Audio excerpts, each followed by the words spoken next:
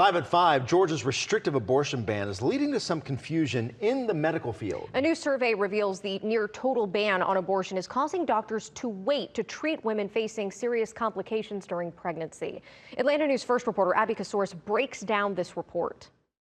Georgia's Right to Life Act means women cannot get an abortion after a heartbeat is detected around 6 weeks. There are some exceptions, like when the life of the mother is at risk. According to the American College of Obstetricians and Gynecologists who assisted in the study, the language of that law is confusing and, quote, many clinicians on the ground are raising questions like how sick is sick enough to intervene. Is it when she just runs a fever? Is it when she has obvious signs of infection?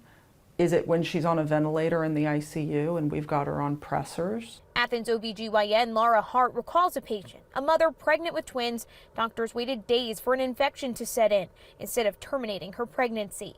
She says the fetuses had no chance of survival. In the survey, she explains, in this situation, you can save the mother or you can save nobody. So no one did anything.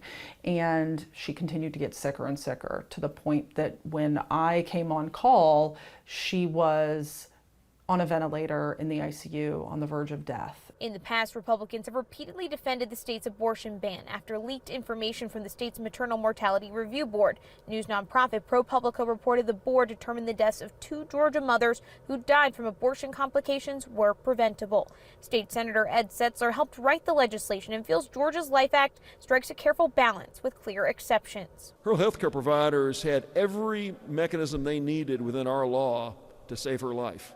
Hart contests Georgia's abortion ban is putting women at risk. Her stories and stories of others detailed in the survey compiled by Georgia Senator Jon Ossoff and the ACOG. If we continue along this path and we have, see stricter and stricter laws be put in place, all we're going to see is more women dying.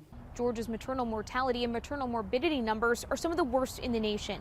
According to a March of Dimes report, 169 Georgia women died between 2018 and 2021. In Atlanta, I'm Abby Kasoris.